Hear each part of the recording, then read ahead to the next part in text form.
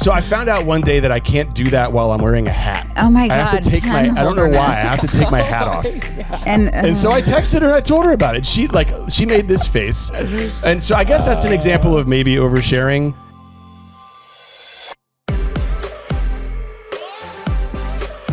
What's up, everybody? Welcome back to Couple Things with Shawn and Andrew, a podcast all about couples and the things they go through. Today we have Kim and Penn Holderness. The Holdernesses.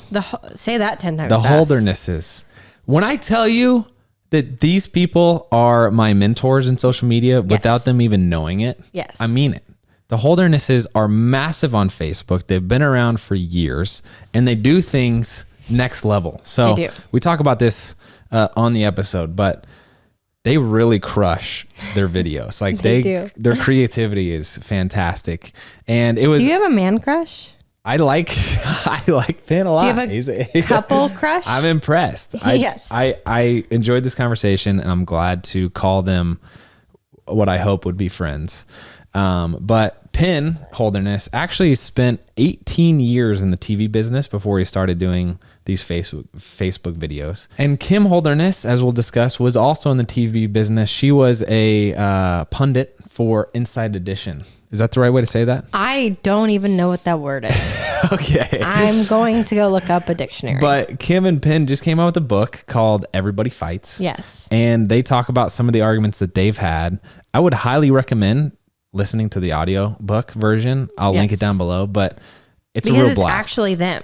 Yeah, and they're having like more of a conversation than reading. So anyways, we absolutely love this conversation. We do call them friends now. We ended up talking about so much that was very lighthearted about their relationship, how they got into kind of the creator world, how it's now their full-time job. And then we also kind of unexpectedly took a turn into more dark conversations about gymnastics and the broadcasting world and the world of TV as it pertains to sexual harassment and just kind of all of these things that go unseen, which ended up being a very, very good conversation. And we get a lot of parenting and marriage advice from them as well. So if you want to find out more about Kim and Penn Holderness, we'll link their information down below. Thank you both for joining the show, by the way. And if you've made it this far as a listener and haven't subscribed or given the show a rating, then please do so before we move on.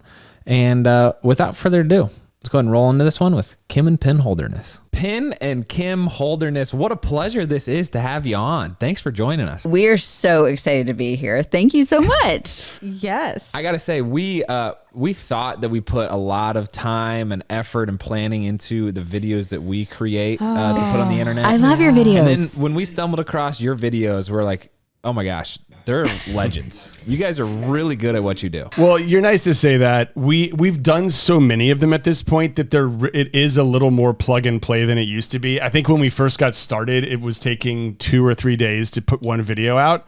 And we've done so many. This is why people are eventually just going to get really sick of us. We do a lot of videos. But it's at the point now where, you push a button and it looks fancy. So we're very grateful for technology in that sense. Yes. I will say though, Andrew was like explaining his favorite parts about your YouTube channel. And he's like, basically they're like just a lot better than us. Pretty much everything. Okay. Penn looks better than I do. No, my gosh. I know, Kim, you don't like your voice, but you guys sound better than we do. It's like, you got the whole I love your caboodle. You guys stuff. have it down though. You're very kind to say that. But again, like, okay, obviously we're older than you. And I look at you guys, I'm like, if when our babies were the size of your babies, this was not on our radar at all. Like we started a lot later. I love what you guys are doing though. Oh, thank you. Yeah. Thank you. I don't want to overlap the book too much. By the way, I listened to the audio version of that. Oh, and thanks. what a treat it was. Actually, it was an experience unlike any other audio. I'm a huge audiobook guy, and it was really just like listening in on a conversation between you two. Penn kind of just interjects whenever he wants to, and they laugh. Welcome all to my the marriage. time. I'm really sorry. It's great. Yeah. And usually it's so funny. Like usually when I interrupt, Kim she's close enough that she either kicks my foot or she punches my thigh, and she was too far away because we were recording from 2 different spots. So she couldn't really control me, but then we were getting feedback that it's actually okay because, I think there's reading a book to someone and then there's having a conversation, and most people would rather listen to a conversation. Yeah. It's endearing. It's definitely endearing. It's relatable. You like listen and you're like, this is relatable. Well, the audiobook was my favorite form of I loved the book, and I love reading the book. I loved writing the book, but recording the audiobook was my favorite part of the process for sure. It's actually, I mean, for me, I got to do one audiobook, and it's kind of intimidating because you sit there for how many hours in your recording. Yeah. And then you go back and you have to listen to yourself. It's the worst. And that was really hard for me. I don't know about you guys. No, it definitely the first time. So here's the thing, Shawn. We grew up in local news, and so we were on television and on camera, just like you, I'm sure, with your career, pretty early, and we had to kind of work on it.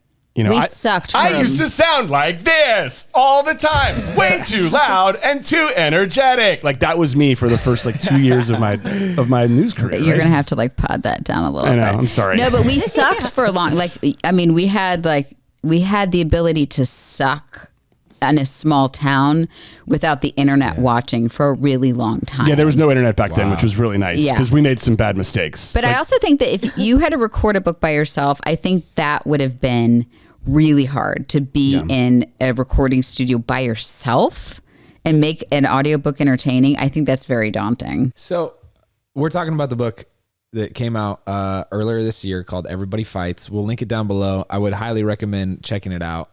But I don't want to spoil the whole how you guys met. We usually do how you met, tell us the engagement story, the whole thing. We can do that. That's fine. I just want to use this time. Yeah, I kind of just want to get wisdom from you guys. Oh boy, because you mentioned you've been doing this longer.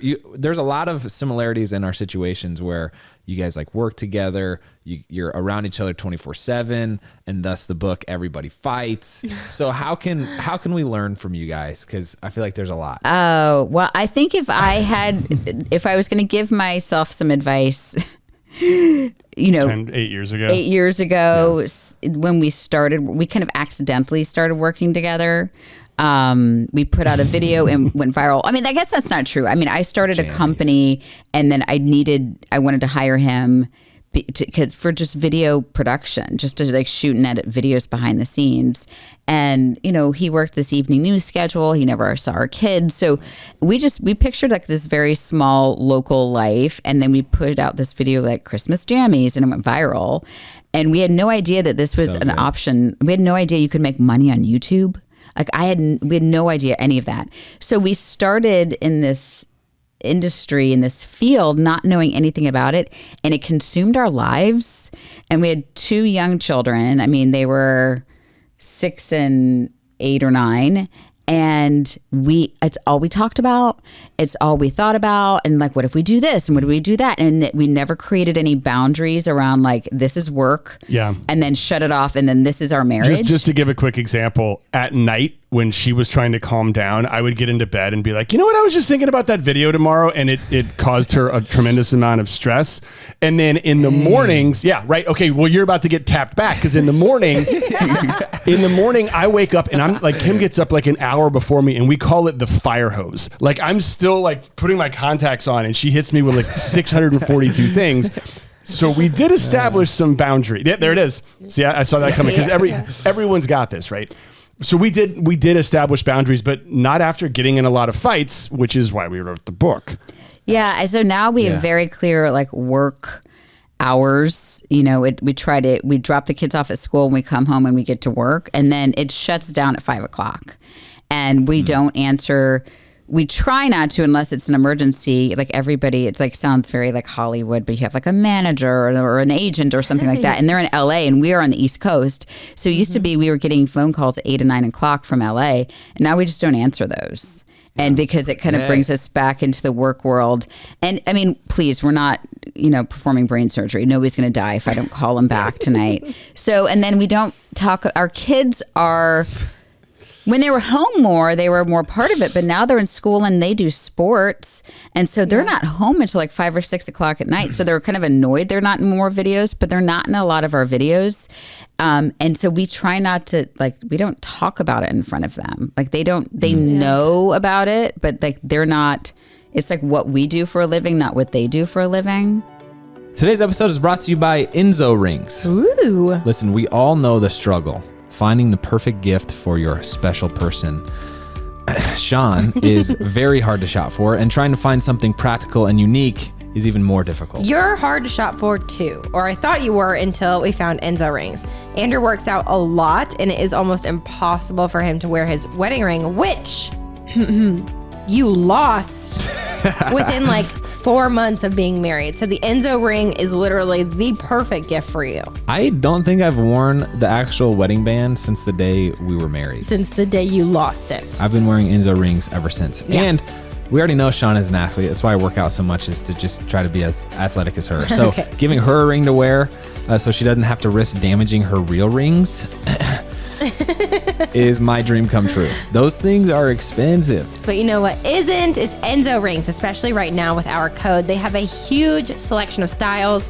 They are super comfortable. They even have special collections like the Elements and handcrafted collections that are infused with real diamond, What? rose gold, platinum, and more. So every ring is a special and unique gift. I'm wearing the Infinity ring right now in the obsidian color, and I love it. It's awesome. It looks super cool and sleek and is very practical. Yes, I've got on the Elements Classic Halo ring in pearl, and I love that I can still wear a really pretty ring while doing a super tough workout. So trust us, Enzo Rings make the perfect gift. And with the holidays coming up, Enzo is giving our listeners, you, an extra 10% off your purchase if you use our link and code. Yep, just go to enzorings.com/EastFam now to get the discount code using promo code EastFam. That's promo code EastFam at ensorings.com/EastFam. We'll also link it down below. You guys even have established roles as far as like, Kim, my understanding is you're the CEO and Penn is the COO. Does that carry over into like structuring how you manage the household too? Like, because we don't know what we're That's doing. a good question. Yeah. All right. So, all right, let's get back to some other kind of things that we've learned. The delineation is really important, and it gets more and more important as you grow. You guys are growing right now. Like a blind person can see that you guys are growing right now. Your audience is growing. Your opportunities are growing. You're going to be introduced to, like, not to get too inside baseball, new revenue streams and new platforms that you can go onto over the next couple of years because you guys are resonating with the world right now. So what you need to do is try to carve out some roles. And the next thing you need to do, look, Kim taught me this and I was very, very, very hesitant. Ask for help and get help early so that you're able to create these boundaries, right? And you're able to fit into these roles. We don't do this stuff by ourselves. Help from who? What do you From like hire people. Like even if it may not be like in your budget, you hire people, you bring people onto your team. It allows you to settle into a more specific role. Don't lose your authenticity, and I don't think that you will. But I mean, we were getting set up for this shot, and you saw two other people in this window with us. It's not just us. The amount of videos that we put out and the amount of videos you guys put out, it is impossible to do without help, or you're going to burn out. And I think that there's a difference between like just starting out and being scrappy, and then our marriage improved when we got help. No, and Anne-Marie saved our marriage. Really because helped. I was stressing out about like Good job, uploading Anne-Marie. and like keywords and like doing SEO, and like I don't know how to do that stuff. If you enjoy it, do it. But I don't know how to like write I write a blog post, sure, but I don't know how to like write for SEO, and I don't know how to like do any of that stuff. So what we discovered when we hired somebody is like we were able to do more of the things we enjoy doing. Yeah. And honestly, allowed us to be with our kids more because these other people actually enjoy like developing a website. Like I don't know how to do that stuff. I was super duper reticent when this happened, by the way. There's always one person who's like, no, I can do this better. There's no one who can do this better than me. I'm the only person who can do this as well as I can do this. And if one tiny thing was wrong, I'm like, see? And then your wife tells you to shut up and be patient, and they are doing better than you, and check your ego. Yeah. So that was kind of our journey. Okay. I have a laundry list of questions right now because the relatability here is crazy. I want to go back to transitioning into this career though, because you guys posted the YouTube video without the intention of being YouTubers and putting your life on, the internet for the world to see. Coming from newscasting and your very both prestigious backgrounds, you come from perfection. You have hundreds of people who are within the production team, the directors, the the audio guys, you have the backgrounds and the sets. Transitioning into a world where you're now creating that on your own, did you find that hard to basically go from your hundreds of people for a team to now your in-home operation? Well, there are different levels of production when it comes to news, and most people get started, particularly if you're, someone with very little journalist experience like me. You start in a very small market where you are shooting, you are editing, you are writing, you are on camera, you are doing literally everything. And I did that for the first 2 years of my job. And you did it for how long? I did it for 2 years as well. So so when you start small, you have to do all yourself. We each got to the position where, I worked at Inside Edition in New York and I wasn't allowed to touch anything, so we both got to that level, and he got to ESPN. So we got to that level, but I have to say, I don't like it. Yeah, I did like it. He said he didn't like it. I liked it. I mean, it is what I like most about what we're able to do now is like we have an idea, and you guys do this too, and then you shoot it and you post it. And whereas before, when there were those layers of people, it would take, it would just take so long to get any original idea out there. And it was always workshopped, and it was always like it went through rounds of edits and stuff. And now we can just do it. Just go. Yeah. Yeah. Do you guys find there to be advantages in being creative together as a couple? Not everybody gets to create videos for the internet, but like, is that a thing that is a conduit to you learning about each other and like growing closer together? Yes. I would not be much good at this by myself. Nobody wants to hear what a 47-year-old man is doing on his Wednesday. You're 47? Yeah. Are you 47? So, hold on. Are you 47? I am 47. I thought I was 48 because when you get this old, you don't realize how old you are. Like there's like land. No, I'm 47. What I thought I was 48. I want to say Andrew's proud moment on this show was we had a couple on, and he's like, so you're in your like 40s, and he goes, thank you, I'm 31. And I was like, oh, it wasn't great. My God. That's why It wasn't ESPN will great. never, It ever wasn't hire great. me. Yeah. They, Not even like maybe you're turning 40. He's like, you're definitely in your 40s. they said they were married for like 20 years. I was like, I'm trying to do the math. Yeah. It was bad. That's really funny. So 47, not that interesting. Kim is interesting. She's beautiful. She's funny. I think the two of us together, when we just kind of let our guard down and talk about how we are feeling, it can be funny. It can be musical. It can be turned into skits. But really what it is at the center is what we talk about when we get up in the morning, when we drop our kids off at school, when we go to bed at night. And those conversations are not only funny, they're very real and everyone has them. But I think we are better together. Yeah. I think that we are, I think we're at our best when it's just us. And I don't think I would be very interesting by myself either. Like I could never, I'm way more of an introvert. The fact that I was the last person of my friend group to get a Facebook account. I thought it was obnoxious. I got a Facebook account like 1 month before we published Christmas Jammies. Like I had no interest in being on social media. I didn't get Instagram until years later. I didn't want to be on social media at all. So funny story, I'm on social media as like this family. I'm not really active on social media in my personal life. Like I don't log on and look. I just don't have an interest in it. So the irony is rich that this is what I do for a living, and I only do it because it's with them. I was trying to find your Instagram account. Yeah. I don't know if it exists. We have an Instagram account. We have a public Instagram account. Yeah, she doesn't have a personal one. I have a personal one. That's what I was. Yeah, I have a personal one just because on a dare I took nothing but double chin pictures for an entire year. But I witnessed, and it was entertaining to find. Thank you. Well, just everyone else is just duck facing from like up here, and I'm like, well, no one's seeing all these amazing folds underneath my chin. I'm just gonna do that. But I don't think I've posted in that in 6 months. It's kind of that thing where like the cobbler's kids have no shoes. Yeah.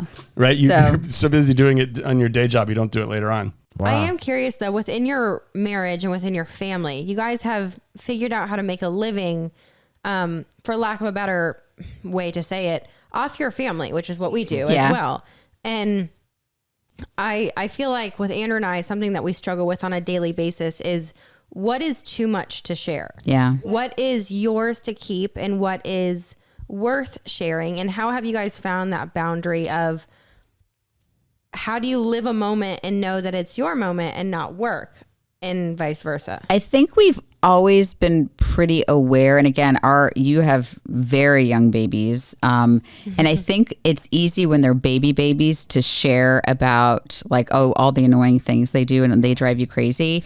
But our kids were a little bit older, and yeah, we talked about how they like drove us crazy because it's like this very relatable thing. But we were always very aware to not talk about the stuff they're going through in school, and if they got, one got bullied or this was happening. Like we kept that because I felt like at some point they're going to listen. And my daughter's 14 and she's gone back, and we have a podcast. She's gone back to listen to podcasts.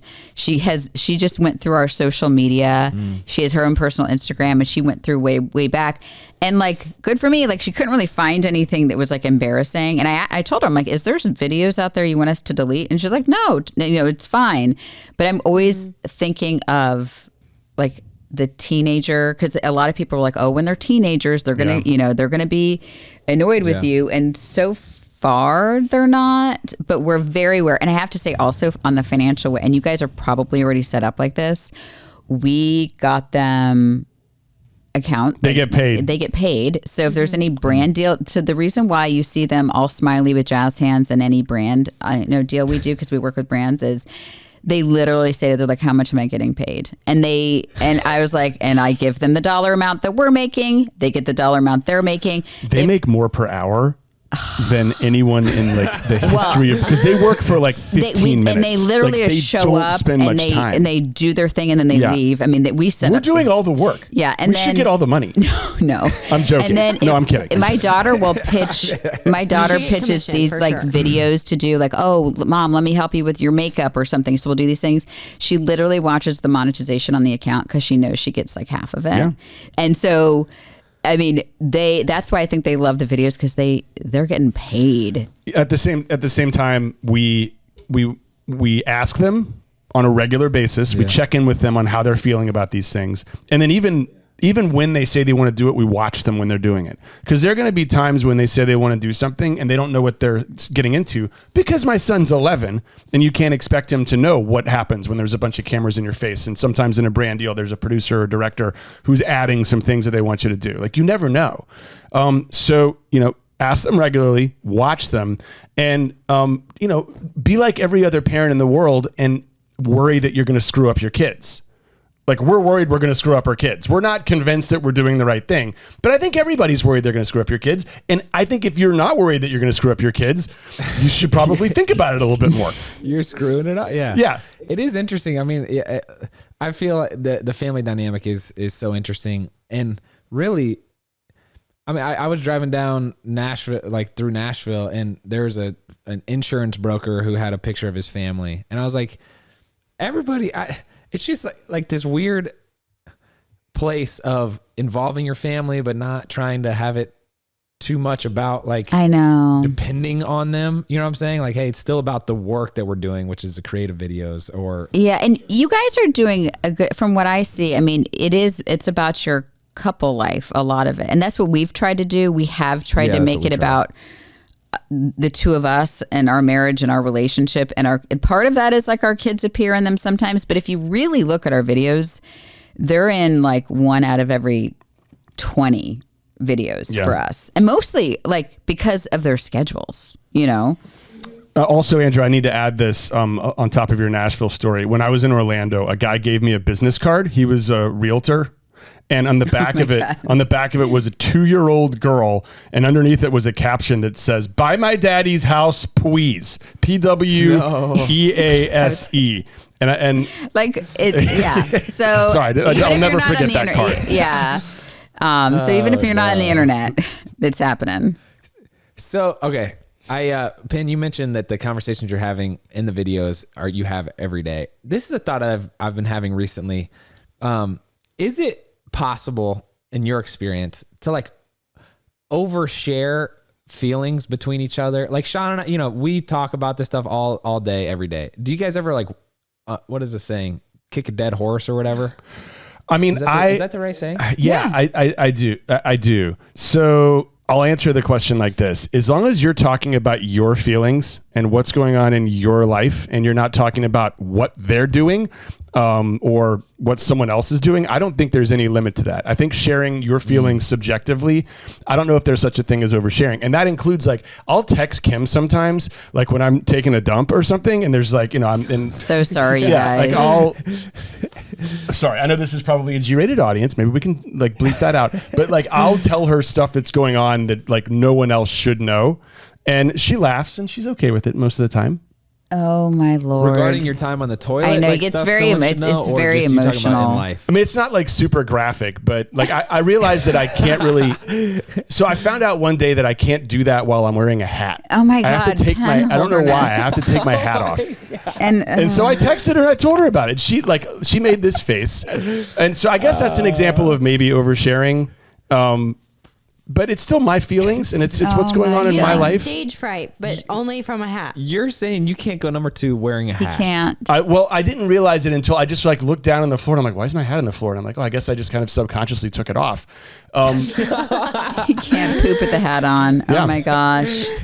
It's like, oh my God, we're talking I'm about actually it now. super interested about this. That is Yeah, we should fascinating. Google it. There may your be hat off? something like maybe it's something in the hair follicles, like that. Like I'm not really sure what's going on here. No. Are you? So you're not saying like this has been an experiment of like you can or you can't. It's just like natural for you to be hat off, set it down. I feel like at this point it needs to be an experiment, and we're gonna have to report back. We're gonna try to. Yeah. I just realized one time like the hat was on the floor, and I was like, why is it there? And I had to pick it up, and I'm like, wait, do I do that every time? You guys, this podcast, I'm so sorry to those This who are is watching and fascinating. listening. Yeah. Yes.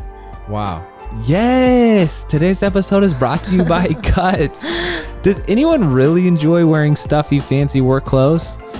I don't think so. So I've got great news for you. Be stuffy, no more. Cuts Clothing has totally changed the game. They reimagined work clothes completely and have come up with the most amazing elevated classic tee that you can wear for any occasion, from a professional business meeting to a casual night out. When I say Andrew's closet is 100% cuts, I mean it. It's good stuff. And holy smokes, are they comfortable. These shirts are buttery soft, made from a tri-blend of high-quality cotton, polyester, and spandex. They're my number 1 favorite item in my closet right now, and I'm a creature of habit, so these have become my go-to grab every day. Andrew thinks he's going to be a minimalist, so he literally got rid of everything in his closet but cuts. Plus, babe, you look super handsome in them. Ah, thanks, babe.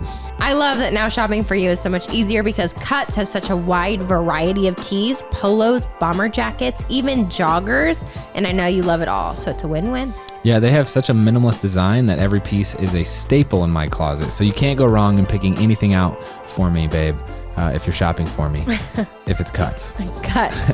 Cuts has your holiday shopping covered with a ton of new products and special site-exclusive offers every day in December. Plus, get 15% off site-wide with our link, cuts.com/EastFam. That's cutsclothing.com/EastFam to get 15% off, plus can't miss daily deals. We'll also link it down below. You guys have your hands in so many different projects. I'm curious, of all the things that you've done and built together, it could be a video, it could be an award that you won. I can't mention what we do to other people without your That's names crazy. being brought up. They're like, oh, like the Holderness family. I'm like, Stop it. yeah, like no, they're way better at it actually. Yeah, but for yeah, sure. kind of similar vibe. I'm not kidding. You guys are legends. But of everything that you've done together, what is the thing that you're most proud of? Well, first of all, it's very flattering that they would that we would be in any comparison to you guys. Probably in the way that they compare people who have been dead for 10 years that they're trying to like, because we're so old So much school older than on the you guys. internet. Like they're probably like the Holderness family. They used to make videos. Are they still alive? Are they even? Are they? They're going to like deadoronot.com. Their kids are married off by now, right? Yeah. I would say I love the book was, I think because we do work so quickly on things. Like we shot like 2 or 3 videos yesterday that we came up with yesterday, and we just like, and they may suck and it may be terrible. Then you move on, and it's almost like when you post it on the internet and then it's almost forgotten. You forget about it. I think the book, it took us 3 years. And it took us, and our relation, we wrote it in partnership with our like marriage counselor. And so we revealed a lot, but also we've heard from a lot of people that it's helped. Like we offer kind of like scripts and phrases and things you can say to guide communication and conversation. And we've heard from a lot of people that it's helped them. And it's not, it's not for people whose marriages are in crisis. It's for people who have really good marriages who want like exceptional marriages. And so I feel like that's probably the thing I'm most proud of. So I've never given this answer. I've been asked this before, but I think like that would be number one. Number two for me might be the Christmas Jammies video, the first one we did. And let me tell you why, because it was the first one that we did. And it's really hard for people to do that first video. It's like to get out there and like do that first thing. And I think if more people took a chance and did that, there would be, 20x great creators, family creators on YouTube. Because it was scary as heck. We're like, we're putting our life out there. We're dancing in pajamas. We're doing music. Are we good at that? We're dancing. And, just the fact that we got it out there and that it got to launch our career and our business. I don't really think back about like how nervous we were when we put that out. But it's so funny. We were like, our babysitter shot that video because like we had to go, we had like dinner plans that night. Yeah. And like, we worked on it for like longer than any other video we've ever done. But we didn't. But when we shot, it was like, oh, here, just hold the camera. So no, that's a good answer. Was that an actual neighbor that was featured when she said Jen? those? No, she's a dear friend of mine who lives like just 7 close. minutes away, but she was not an actual neighbor. In LA, she'd be a neighbor. I gotcha. Neighbors are people who live within 30 minutes of each other in LA. So yeah, she's a neighbor. Today's episode is also brought to you by Truebill. You know what is the absolute worst?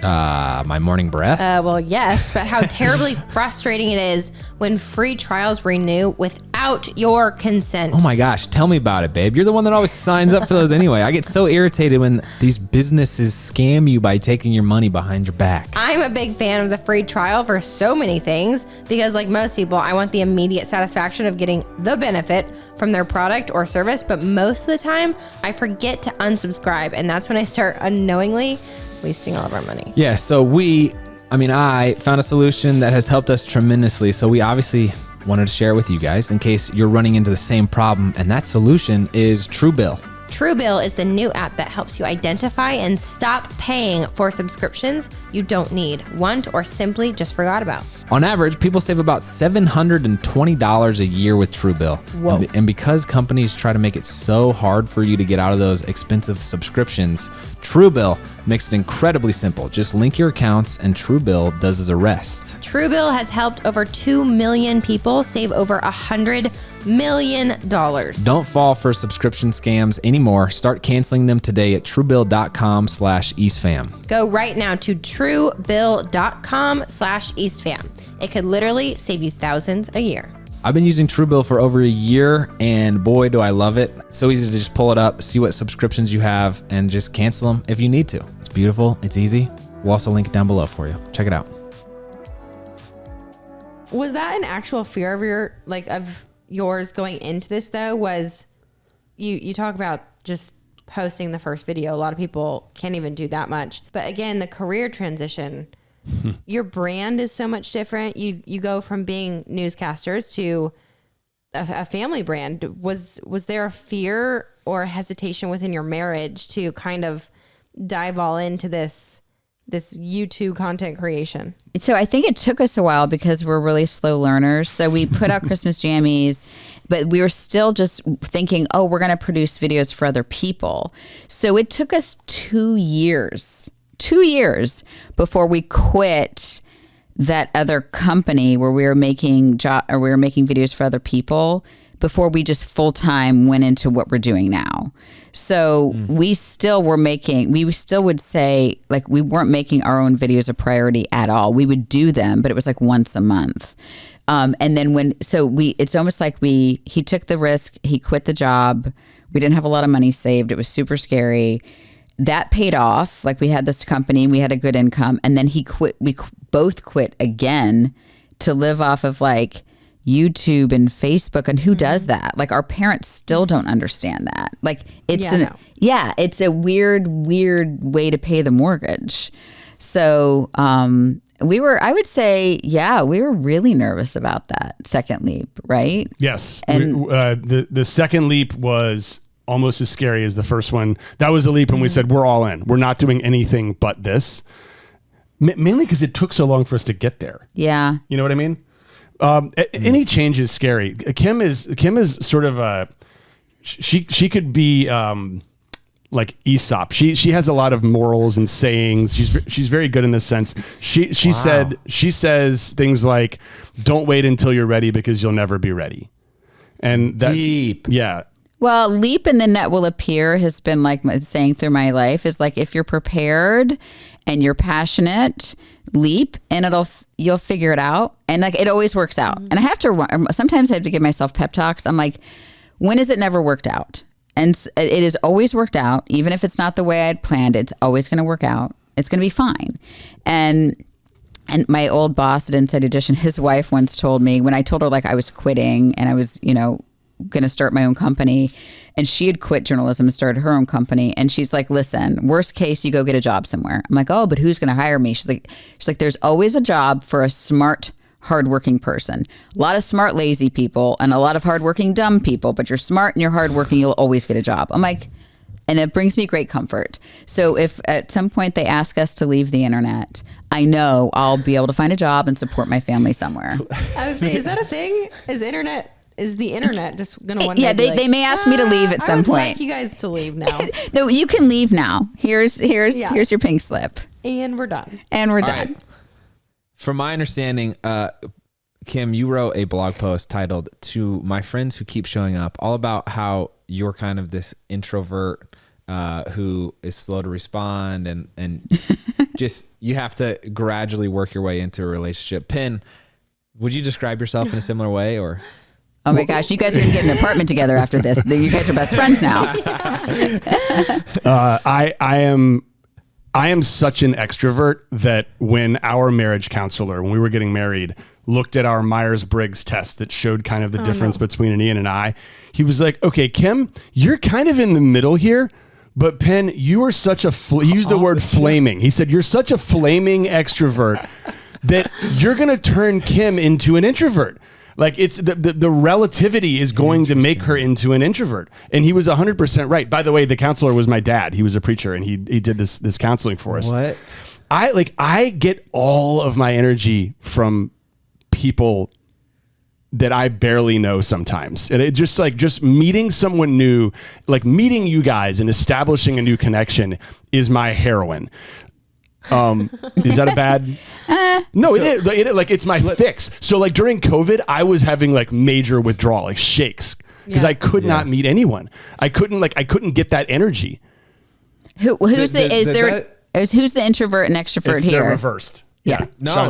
Introvert, extrovert. Oh, I'm such an introvert. Yeah. And it's caused quite a bit of conflict because I'm always like, I just want a door to be open and like all my friends just randomly, stumble by. I need to go hide in a black hole for a few hours. Yes. And it's I go to my closet. Difference in comfort zones where I'm like, yeah, come on, like the more the merrier. And she's like, I just need to decompress for a little bit. But I don't know if you guys had worked through that at all. I have to say, early in our marriage, that was a huge issue because I didn't even realize I was that big of an introvert until I lived with him. Mm-hmm. And then, so we had established in pre-kids, it was like, okay, Friday night, because that, a long week of like talking to people and being a reporter, it was terrible. So Friday nights we're in. I'm like, you can go out, but I'm not leaving the couch. And then Saturday nights we could go out and be with people. And then I would again need Sunday to recover. Like I had to have and I had to know. And then we fly out tomorrow to go be with some friends for a few days. And then already I'm freaking out because we get back and then we're like hosting Thanksgiving and then then we're gonna be so I'm like thinking like where's my alone time, like where's my on the couch by myself in my sweatpants time, and I'm not gonna have it for like a week, and I'm like, oh no. It's a huge conversation between Andrew and I because with every plan when it comes to like hosting or with friends, I'm like, you understand I need a day off. Yes. We can't go back to back to back to back. I can't do that. Yeah. That's good. Similar. It's good that you know that, Go back to though. back. Yeah. I also want to, while we're on the subject of your blog post, Kim, you talked about 10 TV shows to watch with your teen. Mm-hmm. Number 1 was Schitt's Creek, 2 Modern Family, yada, yada, yada. What didn't make the list was Ted Lasso, Best Kim. show. Oh, well, you know what? That may have been before. I think that We're was like obsessed with that show. Thank you for bringing that up. We're obsessed. That wasn't an oversight. That must have been published either before Ted Lasso or, oh my gosh. No, I have jersey. We have jerseys. Oh, Ted Lasso is like we quoted Ted Lasso is the best show ever made. Yeah. I've Ever. watched it 3 times start to finish already. Season Ever. 2 is garbage. I'm just putting that out there. No, it's not. You know, It got off to a slow start. I've been reading this on the internet. It's still charming as bleep. It's still adorable. I thought like they dove in more to his anxiety. Like to me, that was incredibly relatable. I live with someone with anxiety. It's me. If you didn't know that, it's me.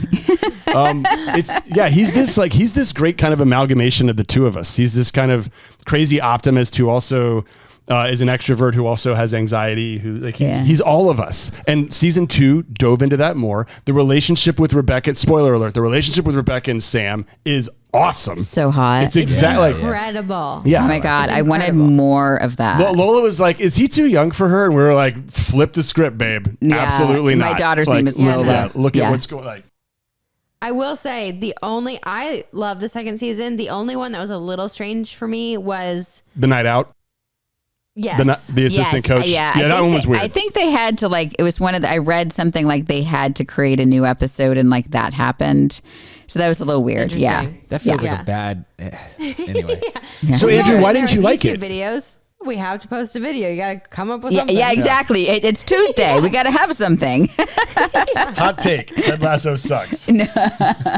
You should also, the morning show is one of our favorites, and with your reporting backgrounds, I think So we started watching It that. was too real. And listen, couldn't. we've watched a lot of shows about news that are complete crap, like Up Close and Personal Yeah. with Michelle Pfeiffer, where she went from like reading, like from basically taking out garbage to being a network anchor in 2 days, and it never happens. And we complained about that all the time. Morning show was. I watched it. I watched the first season, and I love Jennifer Aniston, and I love Reese Witherspoon. It's awesome. But it's so real, and it repeats some of the situations that like I had lived through. Yeah. We were both sexually harassed in newsroom situations. Yep. So it was like dang. to like see that abuse like that. I'm like, ooh, too real. So, But it is so dead on good. yeah. Can I be honest? Sorry. No, I just don't know how to respond when someone slides in that, like. Oh, I'm sorry. Yeah, we just dropped that. No, so, No. yeah. And Be we've talked about it respectful, before. but also- And I don't know yeah. how have we talked about we it? talked about it on the podcast before. So he was like, serious. He had a female news director that groped him. Not groped. What is it when you put your hands on the shoulder and massage you in edit bay and tell you that you're going to be an attractive older man? You are so. Darn it. So I guess it was your. So it wasn't in the newsroom where he was groped. You were groped in another situation. No, well that was one of them. I got harassed. I got full on other in another place. Yeah. So mine was like the more traditional, like I was like in an edit bay, and he would come in, which is like they're very small, and he would like walk up behind me and like literally at one time press his crotch into the back of my head, and like it was like, and I was 22 and I didn't know what to do, and I ended up getting out of there, and it was fine, but like not fine, it was terrible, but like that happened a number of times that I was like, so I watched the newsroom and I'm like, I can't do this. Dang. Yeah, good times. You guys are fine, by the way. You didn't. Yeah, we're we okay. brought it up, We're not. sorry. We We've talk healed. about this pretty openly. It actually is a good idea to talk about it openly. Yeah. Yeah. Well, and not to go down like a very dark rabbit hole, but similar situation watching all of the gymnastics documentaries. Yes. We went through all of that. And Yeah. Sorry. But what's interesting is I don't feel like many people have come out about that show saying the accuracy of it, which I wish they would. I wish people wouldn't sit there and watch and be like, this is so good, instead of being like, oh, this actually went on. Sorry. Not to go down like a No, but very it did. different- Like it, and there are so many, because I think that we all, and we grew up, and I say we grew up, but we were like in our early 20s, and you just, just like you with gymnastics, like, oh, this is the way it is, right? This is how power is managed and wielded. If you want to be successful, this is what has to happen. And so I just put up with it because he was my boss, and I wanted to get off this shift. And if he can get me off this shift, I mean, I didn't participate in anything, and I was never a willing participant. But like it took me a long time to report it. And when I did report it, the answer was, you can leave and get another job. And so I wasn't fired. I'm like, good, I can get out of my contract. Like, let me out of my contract. So you can see your toes in the bottom of the screen. I love that. I'm so sorry. This was you're not wearing socks? So it's so funny. It's really warm up here. I am like a very soft, like I don't like bare feet. I don't like to see bare feet. I feel like 80% of my heat is trapped inside socks. And he doesn't wear shoes. So I'm barefoot on a regular basis. And then yesterday, I can't believe we're going down this. So I'm going to check if this is still recording. You keep talking. Okay, check. So, all right, this is not what you guys signed up for. But randomly, Anne-Marie was like, I wonder what kinds of things people Google on the internet. And there was like, when you put Penn Holderness, there's like a subsection of Penn Holderness feet. Wait, so you have a little foot fetish community too? Do you have one? I'm sure she Shawn does. does. Oh, Shawn, because you're always barefoot in gymnastics. Barefoot. Yeah, I'm sure. Tell me a little bit about that. Do close-up shots. It's weird. There's a wiki feet is a thing. That is nasty. Finn, are you featured on there? No, but they're like... Yes, there's I'm not featured, but there's pictures, but I am never barefoot, so I am not on there. Yes, wiki feet is a thing. My feet, can I show you my feet real quick? Please don't. Yeah, my feet look kind of like fingers. They're not attractive. They're very long and skinny. And I can pick things up with them like that. See? I have like hands for feet. I'm a mutant. So I don't understand. Take your shoes off. Absolutely not. This will be like the foot fetish people's dream. Yeah, we'll just put that in the title. Foot fetish dream. Foot fetish poops with a hat do on. ASMR over top of it, and God. now it's okay. We're hitting on all cylinders. Hold on. Okay, this was not part of the planned episode at all, but I do want to talk about, because you mentioned, Kim, like you didn't know what to do, yada yada, when that instance happened in the newsroom. And Shawn and I have talked about this quite a bit over the past few years of like, is there a latent response or realization of, oh wow, this was actually really inappropriate and I didn't realize it at the time, but like, and then how you go about navigating that, because that's so complicated. I mean, Shawn, I'm sure you feel the same way, but I didn't even know, because it's just what happened. I didn't know that it was inappropriate. I know it made me feel disgusting and made me feel unsafe, but I didn't really know how to use those words. I was so young. And I also didn't know that, I mean, if you see it happening and it's so prevalent, you just don't even know. I mean, I didn't tell my mom about it. I didn't tell anybody about it because I thought it was also my fault because I was there working late, so I shouldn't have been there late. So I think as women, or just as a general victim, you just make it your own fault. And it took me, honestly, years to I knew it was wrong because I reported it. And then I got out of it and I just like shut that. I compartmentalize really well. So just like shut that part of my life. And then honestly, when all the Me Too stuff and Matt Lauer and like all that stuff in newsrooms came up, I'm like, wait a second. Other people had this happen in newsrooms. I had no idea. And then we sat down and talked about it, and all of a sudden, like, it had happened to both of us. It's so crazy though, you guys. So I'm sitting here, I'm looking at the two of you. I'm looking at my wife. You were a dancer and you were a television news reporter. Andrew, you were a football player. Shawn, you were a gymnast. All of those are environments where there is a crazy pyramid scheme, and there is not a scheme, a pyramid of power. And there's very little room at the top. And in order to get to the top, you have to just absolutely claw your way up from the bottom. And it's ingrained into your head that part of that is being treated like a no one who has no rights and who has no power. And so it's no surprise that Jerry Sandusky comes up, that U.S. Gymnastics comes up, that, you know, Matt Lauer and people in news come up, because like we were all in those high pressure environments where everybody wanted to get to the top of the pyramid. Man.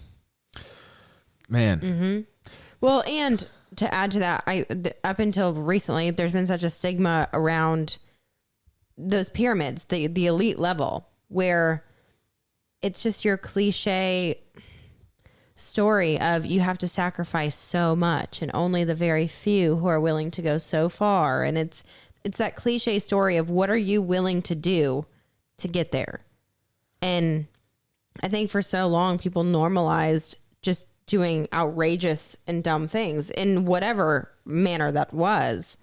But I think that's why so many people wrote it off for so long of, well, this is just what it's like at the top, I guess. Yeah. And yeah, you're so right. Just to normalize the behavior from those coaches, I imagine, and from our bosses is like, oh, that's what it is. And that's what I have to be subjected to be able to succeed. And it's garbage. And, you know, to the point where, you know, our daughter she started tennis kind of late, but she's really competitive and she's very determined. She plays all the time.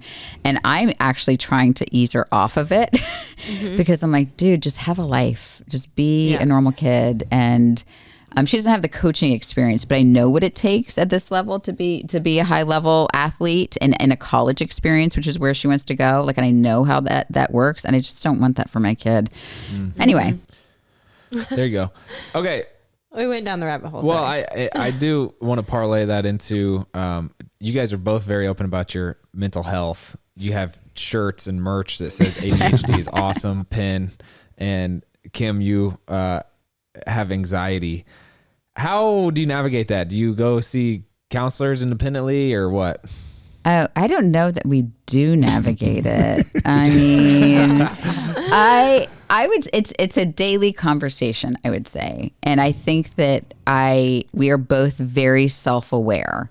So I know when I'm having, and the way my brand of anxiety works is that it could be the sun could be shining, and it could be just the most perfect day, and everything's great, and boom, I'm kind of hit with like. Okay, and I'll just tell him, like, I'm just having an anxiety day and I'm just going to chill. And he'll be like, you do you, I got everything else. And he gives me a lot of grace with that. Or I discovered I'm great in a crisis. Like, I can get us through a crisis. And it's like 3 days after that when I'm like, holy crap, what did we just live through? That I'll crash. But I can say it now, where I think it took me years to be able to like verbalize what that emotion was. And he gives me a lot of grace. I give myself a lot of grace. And then we just walk through it and name it. Like the expression is name it to tame it. So like I name the emotion and I name what I'm feeling. And then that really helps. So the big danger issue is when they clash. Yeah. So if like she is in a peak anxiety moment and I'm at a peak ADHD moment of sloppiness and lack of attention to detail and executive functioning. So that's where the language really helps out, where you're like, boy, I'm having a really bad anxiety day. That's when I know I have to snap back into it and kind of get my, bleep together. We give each other grace, like Kim said. We have done therapy. We have done therapy. We accept the other person for who they are, but it's our personal responsibility not to use it as an excuse. Okay. So this place is a disaster. Sorry, ADHD. No, I got to work on this. Like, I'm living with it, but it doesn't mean I don't have to work on it. I have to make lists, I have to like check myself. I have to, this is like a weird thing, but 2021 was the year that I learned how to put the chairs underneath the table. He's still perfecting it. But I used to not do that. So it's like baby steps, and that took about a year. And so next year, maybe we'll move on to getting the clothes in the hamper.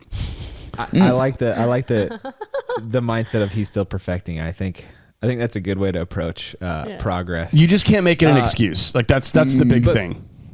So this is, I think you verbalized well part of the frustration of spending all your time together and working together. Pin, whenever Kim's having a tough day, I mean, there's videos that need to be shot. There's houses, like the house chores that need to be done. The kids need to be taken care of. You shoulder all of that to watch out for her. Well, he has Uber Eats is a huge component of Uber this, Eats. because when stuff like that hits the fan and I've got all those other things to do, it's back to that place of asking for help, or if not asking for help, like taking some money and throwing it at the problem. Like not too much, but enough that you're not going to completely break down. You know, maybe we're not going to go out to that fancy dinner we were planning on because we're going to get Uber Eats because I don't have time to make dinner because she's having a tough time, and that's all okay. And I generally, like, for my kids can rally, and it does, and I know sometimes you can't though. Yes, I'm saying, and I know sometimes your body just shuts down. Like that's just part of it. But I know it generally, like, if my kids need to be somewhere, if I need to be, like, I can rally for that. So I try not to abandon him too much. But it has happened. Well, and not to just use like Kim as an excuse, it can go both ways. But I think it's just a beautiful representation of marriage. How, again, we have so many conversations with so many different couples who do things very differently. But there's a lot of times this preconceived like notion that marriages are perfect and they're 50-50 and everybody coexists in a happy way. And it's not always like that. There are so many phases in life where Andrew will need help and I'll have to like take the brunt of all of the work and vice versa. It's how you ebb and flow through a marriage. And I think it's actually really beautiful to hear and see. Pin, what do you love most about Kim? There's a lot. I'm going to go with... Keep it G-rated. Okay. I gotta think of another one then. I really love how self-aware she is. I know that's like that's not a super romantic answer, but like someone who is as much of a smoke show as she is, who also is just like funny. Someone who kind of checks all the desirable boxes. She's very self-deprecating and aware when she's acting crazy or when she's tired or when she's not feeling well, and she outwardly talks about it, and it's incredibly endearing that someone that perfect can share some imperfection with me every once in a while, so I don't feel as bad about my imperfections, and I really love that about her. That was really sweet. Kim, what do you love most about Penn? What do I love most? You got nothing. I got nothing. He's pretty cute. No, I would say he, in those moments where, I mean, you know, for example, like our family's been going through a tough time. My grandmother just passed away. And so we got to like sit with my grandmother, and he got to, you know, he loves all of me, but he also, in those moments, like we're in hospice with my grandmother and he is making her laugh. Like he makes me, like on a daily basis, like inappropriate, like head back laughter every day. And I feel like that is medicine for me, with all of whatever's happening here. He's just so flipping funny. And he quit his job initially and turned his life upside down to be with our kids. So he is, to see him, like he's the one on the text string, like he's on the text string with the moms because I'm the introvert that's organizing like the tennis after season, like, you know, awards party. He's the one that's running carpool. He's the one that's like getting the kids to the birthday parties. I mean, I'm not antisocial. He's just so involved with our kids' lives that like he's just, it's so amazing to see him like as a dad. Like he turned his life upside down, and it's like I look at my kids, I'm like, do you know how lucky you are? Like he's it's really cool to see. Well, thank you. Thanks for asking that question. You guys are cool. I want to be like you, Pin, when I'm 65 years old. Oh my. It's cool. 65 next week. You're 50, right? You're almost 50, babe. No, we really do have a lot to learn from you guys. I appreciate you taking the last hour to sit down and talk with us. And for those listening who want to glean more wisdom from Pin and Kim, we will link their book called Everybody. Everybody. Am I saying it right? Everyday Fights. You're close. Yeah. Everybody fights. What am I saying? There you go. We're going to link the book that they wrote called Everybody Fights down below. I would recommend Every day we fight. Every single day we fight. Andrew, don't take too much from us, man. You guys are doing such good work, and it's so authentic. And I mean, one thing I'll impart to you is that the next generation of YouTube and all this stuff is like 1 year away, and just keep listening and learning from them, because you guys do things that we don't know how to do. So take some pride in that and keep doing what you're doing. Well, I appreciate that. Kim's probably sitting here or after this past hour thinking like how bad of journalists we are, having come from Inside Edition. Just the No, are you? elite. You guys asked such good questions. You were so prepared. I'm so impressed. No, I love I mean, I've been following you guys for the longest time. I love everything you guys do. I'm like starstruck to be sitting here with you. So thank you. Well, thank you. I'm excited to stay in touch. Yeah, thanks please a do. bunch. Please do. If you guys ever have, I mean, I don't know that we're professionals at this, but we have been doing it longer and we've been at the parenting game longer. So if you ever have questions and concerns about that, please hit us up on that stuff. Not that we're experts. Not that we're experts, but we've just like, we're farther down the path. Yeah, we're brand new to it. So Thanks a bunch, we're in the guys. thick of it.